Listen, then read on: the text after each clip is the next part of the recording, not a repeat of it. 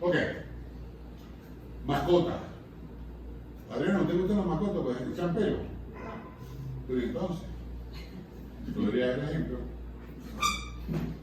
En el caso particular mío, mi vida ha cambiado muy positivamente en los últimos 5 años por un par de mascotas. Y yo le preparo la comida a mi perro.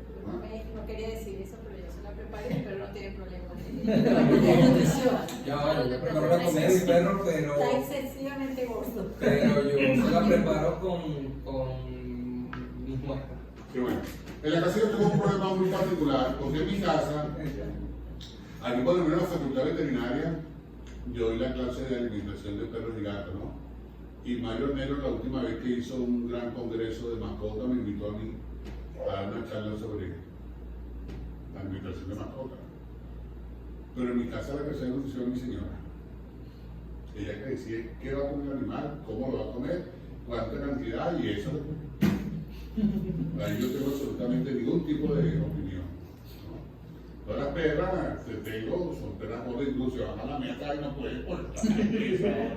¿Entiendes? Nosotros una vez casi las matamos a las dos porque las humanizamos. ¿Entiendes? Le damos en la mesa, se le da a ellas cualquier tipo de comida y empezaron con un problema de vómito y le llevamos al veterinario y no, aquí tiene un estómago hiperdilatado y tuvieron en suero como 10 días hasta que.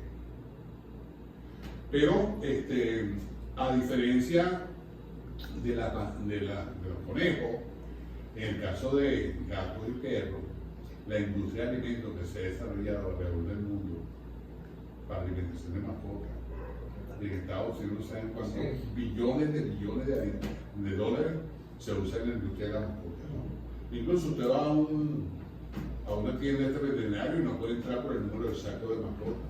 Incluso yo mismo estoy haciendo uno, este alimento lo estoy haciendo yo. Un alimento están haciendo en Valencia, ¿no? Salió muy bien, está muy bien. El problema de esa gente es que ellos tenían poca. No, tienen guardado varios días en la camioneta porque la iba a repartir. Ellos debe estar bastante oscilado, pero tiene como 3 semanas la camioneta. El problema es que no conocen el mercado y cómo es el mercado. Entonces, ha habido algunos inconvenientes. Pero solamente con Maracaibo y Bolívar venden 1000 sacos de alimento mensual. Se da muy bien los alimentos. ¿Por qué? Porque en la casa, bueno, en la casa si no hay mascota, ¿quién no tiene mascota en su casa? ¿Dos? No, una, dos. No, en realidad, mira, como dice ahí, la relación es un vínculo con los animales. Incluso había un individuo que va para el veterinario y le dice que le quiere cortar el rabo al perro. Y el perro dice, no, pero esa raza de perro no se le corta el rabo. No, pero yo quiero cortar el rabo. ¿Por qué? Porque pasa es que me hizo el grabar los domingos a la casa y yo no quiero ningún motivo de alegría. Ninguna manifestación de alegría. Ok, entonces, son animales por compañía por excelencia, son los más populares. Y miren, en los Estados Unidos se ponen a estudiar lo que no sé estudiar, nos han demostrado que el pulso cardíaco, la frecuencia cardíaca, la presión arterial de los ancianos es mucho mejor cuando tienen mascotas. ¿No? Y estos animales requieren entonces una calidad de vida muy importante, ¿verdad? Y esa calidad de vida está suministrada principalmente por la alimentación, ¿verdad? Nutrición y alimentación. ¿Cómo se diferencia entre nutrición y alimentación? Bien. Nutrición es la parte donde vamos a darle al animal, sí, al animal lo que necesita para él cumplir sus requerimientos. Eso es alimentación.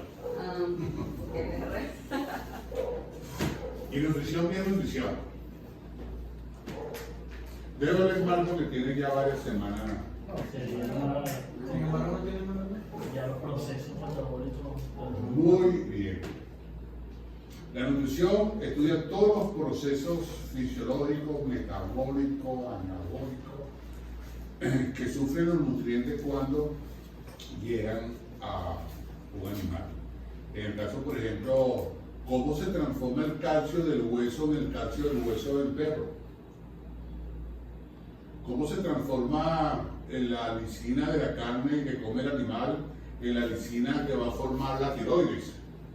Todo ese proceso fisiológico, metabólico de transformación, eso es el estudio de la nutrición.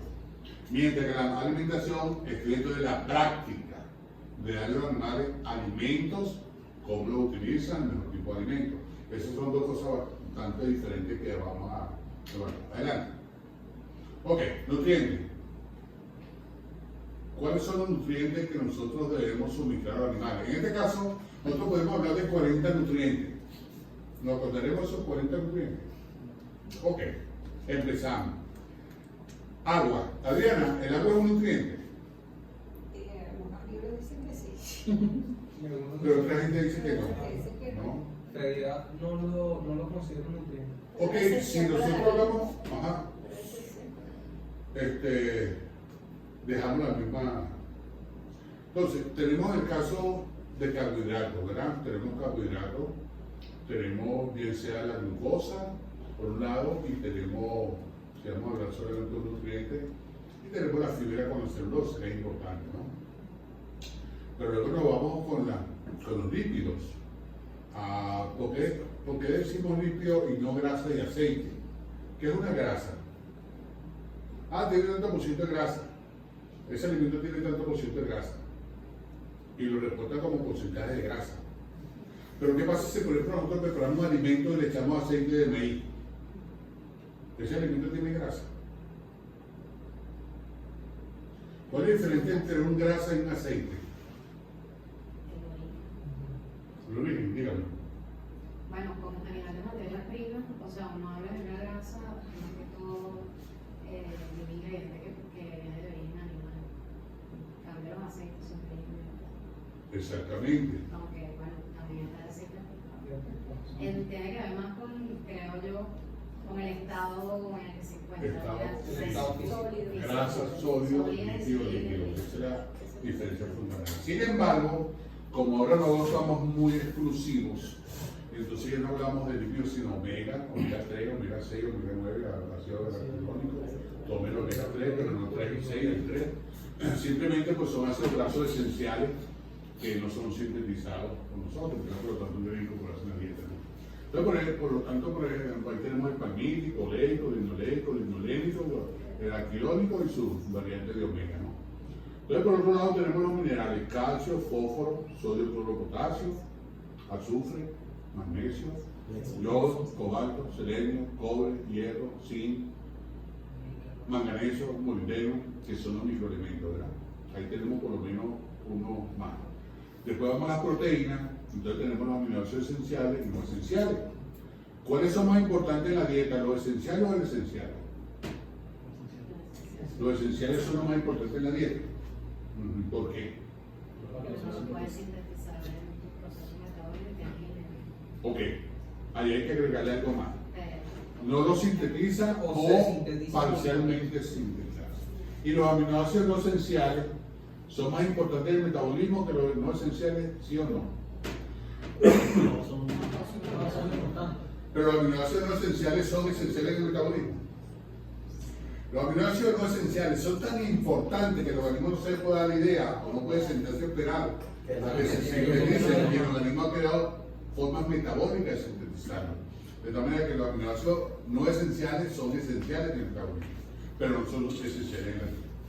Entonces tenemos adenina, fenalenina, histidina, isoleucina, leucina, lisina, metionina, treonina, triptofano y valina. Son 10. Ahí tenemos 10 más. Y los no esenciales, hablamos de tirosina, alanina, todo lo que ustedes quieran.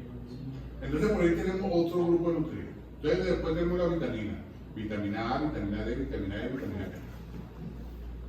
Y luego tenemos la vitamina del complejo B, B1 tiamina, B2 riboflavina, B6 tiroxina, biotina, colina, B12, fólico, nicotina, ácido nicotínico. Entonces también tenemos esos nutrientes. De esta manera, que los animales, para cumplir su rol y su función en términos de producción y para que sean eficientes, debe suministrársele en la mínima cantidad de dieta que ellos requieren estos nutrientes. Y es, por ejemplo, que un animalito recién nacido, en el caso de un pollo de 2 días, tenemos que ponerle todo. Si no le ponemos hierro, si no le ponemos cualquier vitamina o no, cualquier aminoácido, simplemente no va a responder.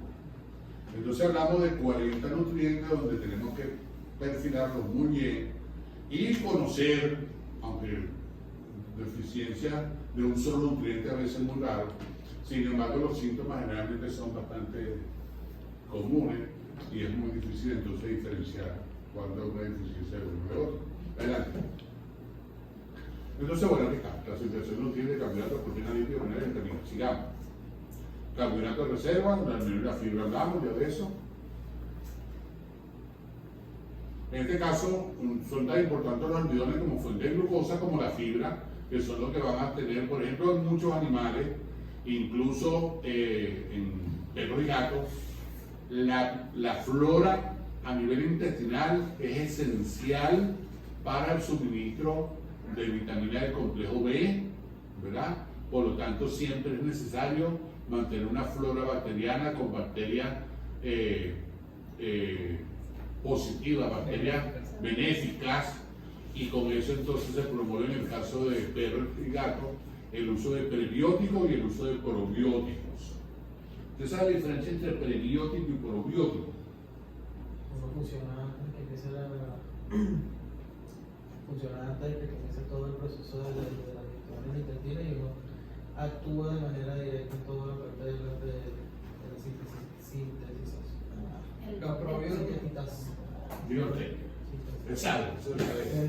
El probiótico se refiere como tal al organismo que va a formar parte de esa microbiota como tal, ¿no? O sea, el organismo Alimentar las bacterias. Exacto. En cambio, el prebiótico son. No, ese es prebiótico. No, el probiótico es el organismo. El organismo como tal. Después que uno sufre una diarrea, hay que recolonizar y se le pone el probiótico. Y el prebiótico son sustancias que promueven el desarrollo y el crecimiento de esos organismos.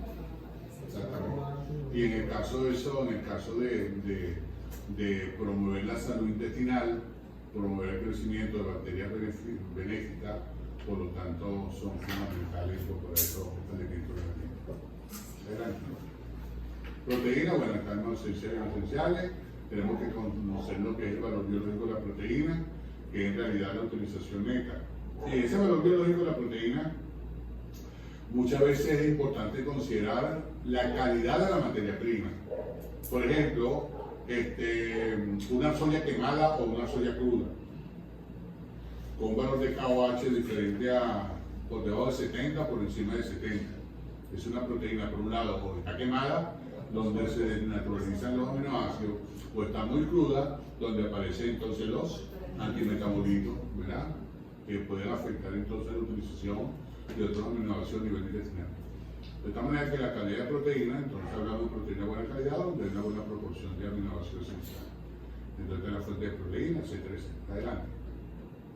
Ok, entonces, ¿qué es lo que hacen las proteínas? Bueno, las proteínas pueden formar parte de enzimas, proteínas de reserva, transportadoras de elementos de la sangre como la hemoglobina, protectoras de la sangre de inmunidad, las hormonas, estructuras como el colágeno, estructuras constantes como la miocina, de tal manera que todas estas proteínas son importantes porque van a garantizar crecimiento y bienestar animal. Adelante. Los lípidos ya hablamos entonces, ¿verdad? Fuente de energía concentrada. Ok, ¿por qué los lípidos esencialmente tienen que ser los elementos para nosotros almacenar energía? ¿Cuánto pesaría yo si mi energía la almaceno en forma de almidón? La densidad como tal. 2.25 veces más. ¿Por qué? Porque para almacenar energía se requiere 2.25 veces más para grasa que para carbohidratos. Por lo tanto, bueno, fuente de energía concentrada, los ácidos grasos esenciales, muy sabrosos, la carne no 3/4 ni quemada, porque la carne fresca o a media tiene todavía sus lípidos que le dan para la calidad de alimento un efecto saborizante, ¿verdad? Y la fuente, bueno, aquí tenemos las fuentes actualmente en el día. Más que todo se usan aceite de origen vegetal. El más común que se usa ahorita es el palmite. Porque el caso de maíz y soya, el precio en el mercado. Palma, pero hay problemas con palma. Bueno, pero es más barato. Sí, pero no hay. No hay. No hay soya. Para un Maracaibo. Para Para Maracaibo. el Zulia. Sí. Ahorita es soya. Sí. Claro, ok.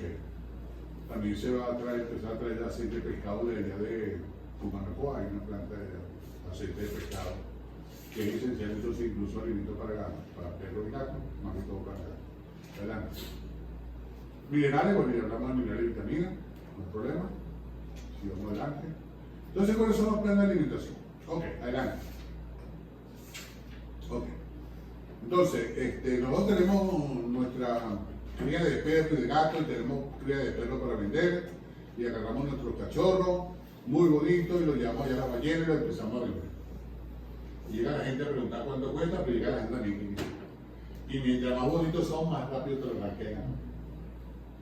Entonces, uno debe más o menos conocer cómo debe ser la alimentación de estos animalitos, ayudar a las perras, y lograr que estos animales tengan una nutrición, una alimentación adecuada.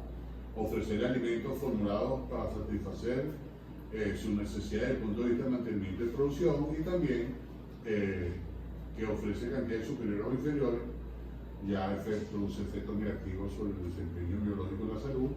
Y hay alimentos para animales ancianos, hay alimentos para animales obesos. Mi hijo tenía un perro que tenía problemas en los riñones. Yo le compré un alimento especial para animales con enfermedad de los riñones. Ya se ha especializado mucho el tipo de alimentos para estos animales. Y por más que uno lo crea, mucha gente con ingresos muy poco, muchas veces se preocupa que primero va a ser la alimentación de perro. ¿Entiendes? De tal manera que o lo compran por medio kilo o 1 kilo y se lo mezclan allá con algo, pero siempre le compran la perrera, y luego veremos al final los peligros que enfrenta cuando uno le hace los animales la comida que prepara uno, la comida de la dieta para los animales. De tal manera que, fíjense, los objetivos son 3: reducir enfermedades, optimizar calidad de vida y prolongar la longevidad. El tipo y nivel de actividad va a determinar también la cantidad de alimentos, ¿verdad? En el caso de una perra lactante o un animal atleta, la cantidad de energía también, entonces hay que considerarla, qué cantidad de alimentos debe comer el animal. Y la raza. ¿Ah? La raza también. La raza. Y la gran mayoría de la casuística veterinaria hoy en día son problemas de la piel. Y esos problemas de la piel generalmente son problemas de alergia a los alimentos, ¿no? Y eso yo en realidad quedé sorprendido, porque en realidad esas enfermedades orales idénticas son las más comunes. O sea que ser entonces un veterinario dermatólogo. Pero es mejor ser nutricionista. ¿Ah? Es mejor ser nutricionista. Pero no le han sacado tanto provecho. Yo me lo estoy pensando, profesor. Aquí no le han Miren, sacado provecho. sí, eso se ve muchísimo. Eso se ve muchísimo. Y es un problema fuerte. Y casi siempre, cuando recomiendan algún alimento, los alimentos son excesivamente. Yo tengo una información de la enfermedad atópica de la piel. Tengo una información, te lo voy a dar a ti. No lo voy a dar a ti porque no pasa muy largo, pero te lo voy a dar a ti particularmente. Esta clase se va a compartir, ¿Ah? pero en formato En la PDF. clase, Ok, adelante. ¿Cómo? No, eres amigo de la facultad. Adelante. Estos fueron 2 amores de mi vida. La perrita blanca, que ya la tenían en Paraguay, y llegó la Guardia Nacional a sacar a la familia de allá cuando se metieron a la refinería, cuando llegó el gobierno. Y entonces la familia tenía una perra, y entonces esta perra tuvieron que moverse a Puerto La Cruz y no aceptaban perros, y me la llevaron a la casa, y eso fue el amor a primera vista. Toda la vida esa perra, hasta que el día se me dio en mi brazo un 25 de diciembre, yo la lloré. era una perra bella, y el hijo de este, que era un mala sangre, que era el perro de mi hija se fue, estaba haciendo la pasantía en medicina allá en el Tamacuro, y el perrito se metió con unos perros galgos que había al lado de la casa, y las sacaron por la cerca, y se la chuparon y la mataron, y a la hija mía le dijeron que había muerto un infarto. Después de varios años se me acerca y dice, papá, ¿verdad que se murió de un infarto? Sí, mija, murió de un infarto, pero se lo comieron vivo. Adelante. Ok, hembra gestante. Nosotros tenemos que pensar que la hembra gestante, así como vieron la curva de crecimiento de la coneja, también las hembras gestantes, bueno, también al inicio de la gestación, en realidad los requerimientos nutricionales son parecidos prácticamente a un animal de mantenimiento, por lo menos los primeros 40 días. Ya los últimos 20 días, aquí se desarrolla más o menos el 5% de la masa fetal, o sea que es muy poquito, pero los últimos 20 días, ahí se crece prácticamente el máximo requerimiento, ¿no? En este caso el animal debe aumentar el peso aproximadamente de 15 a 25% del peso inicial. O sea que nosotros tenemos una perra de 10 kilos, por lo menos debe pesar hasta 12.5 hasta 13 kilos de peso, solamente no es por el peso de los fetos, sino también el peso del animal. Y después del parto dice que debe pesar aproximadamente 10% más que el peso del servicio. Pero el animal al momento del parto tiene que estar seguro que le pase la mano por el lomo y ahí van a encontrar carne y grasa. Y esa es la mejor forma de garantizar de que la lactación va a ser la óptima, ¿verdad? Porque vas a tener un grupo de animales pegado a ella las 24 horas al día, y el animal tiene que estar preparado metabólicamente, y en ese caso también se establece el proceso de homeoresis, que en la mañana el animal estaba preñado y a las 8 de la noche tiene 12 perritos. ¿Cómo se instala la lactación? ¿Cuáles son los procesos metabólicos para el establecimiento de la lactación? Y para eso el animal debe estar bien alimentado para que todos esos fenómenos hormonales y fisiológicos están adaptados para aceptar el nuevo tipo de vida. Y adelante, por favor. Ok, los requerimientos energéticos al final de la gestación. Talla pequeña, por lo menos 30% superior al mantenimiento, y a la talla grande 50% superior. Y hablando de alimentos nada de 2 o 3 megacalorías, tenemos que hablar de 4 megacalorías de energía metabolizada. Y en este caso, mínimo 10% de grasa. ¿Verdad? Y también no solamente no sería una dieta cetogénica, sino que también el 25% de la energía puede estar suministrada por carbohidratos, especialmente la glucosa. Los requerimientos proteicos al final de la gestación, 40-60% de animal de mantenimiento, mínimo aproximadamente 24-25% de proteína. Hay que pensar también en la viabilidad del recién nacido, ¿verdad? Y calcio y fósforo, 60% de incremento de requerimiento. Alimentos sin exceso de calcio, y la relación de calcio-fósforo debe ser de 1 a 1.5. ¿Por qué 1 a 1.5? Ahí la perra es muy sensible a la tetania postparto, ¿verdad? Cuando hablamos de que el animal generalmente genéticamente no está adaptado para soportar una carga láctea de una hora a otra, ¿no? En ese caso, el animal no está capacitado para mover el calcio, la cantidad de calcio que ingresa en la dieta no es suficiente para mantener la producción láctea, calcio, generalmente 1% de calcio, ¿verdad? Y luego el nivel basal de calcio o el pool metabólico de calcio es muy bajo, el pool fisiológico de calcio es muy bajo, y por lo tanto ese valor de 10 miligramos por ciento de calcio, que es constante en todas las especies, ese cae y entonces viene la tetania, ¿verdad? Esa tetania, generalmente lo que se hace es que si nosotros le damos altos niveles de calcio preparto, la paratormona se va de vacaciones. Aparece tranquila y cuando la llaman, No está. tiene que hacer maleta y prepararse, ir a la peluquería, hacerse las uñas, para poder llegar a trabajar, a movilizar calcio del hueso y ese el animal no lo soporta, ¿verdad? Y es por eso entonces que nosotros ya el animal presenta síntomas y entonces ya tenemos que pensar en calcio endovenoso, suministrar el calcio. Y por eso cuando se habla de que cambiar la relación calcio-fósforo antes de la dieta, antes del parto, para que el animal movilice el metabolismo del calcio y fósforo, es lo más práctico, pero desde el punto de vista, parece práctico, pero ¿cómo tú vas a conseguir una dieta que tenga una relación calcio-fósforo inversa, ¿no? Entonces lo que hace es simplemente tratamiento. En el caso de esa perrita blanca que yo le, como sucede, ella tenía parto, no me acuerdo cuántos partos tuvo esa perra, pero después de cada parto, a los 2 o 3 días, le empezaban los temblores. Yo me iba a la farmacia y le compraba el calcibón y le compraba unos potes de leche de aceite, de helado, de mantecado. Entonces llegaba, le mantecaba el calcibón, se lo daba con helado, resolvía el problema.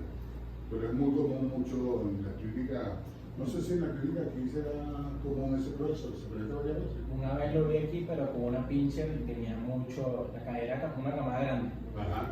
Y aparte de eso, Se la los chuparon. perritos, ella es pequeña, los perritos estaban ya de buen tamaño y esa perra llegó aquí con la pestaña fuerte. Sí, antes uno le ponía calcio con los Siendo venoso, siendo venoso.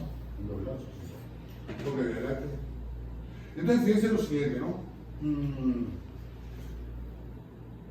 Hay una asociación que se llama AAFCO, American Association of Feed Control Officials. Esto es la NRC de los alimentos, ¿no? Y esta es la gente que maneja todo lo que es los requerimientos de los animales, alimentación, nutrición. Es la asociación más grande que hay con respecto a los requerimientos animales. Y aquí ya por lo menos les traje una tabla solamente para demostrarles que, por ejemplo, animales que tienen diferentes pesos, esos pesos a la izquierda en la tabla negra están en libras, y luego establecen cuáles son los múltiples de energía metabolizable por día, kilocalorías de energía metabolizable para un animal de 10 libras, cuando le queremos aumentar 1, 2 o 3 o 4 veces los requerimientos de mantenimiento.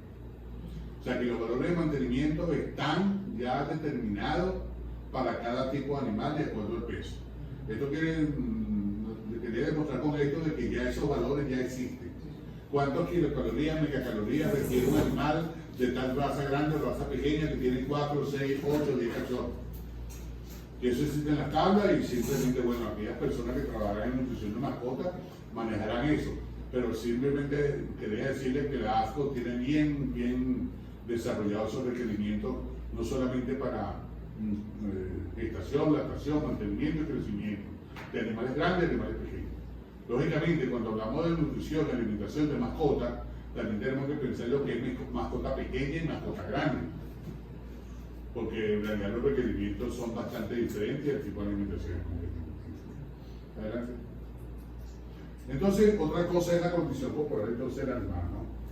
Y eso es algo entonces que hay que considerar.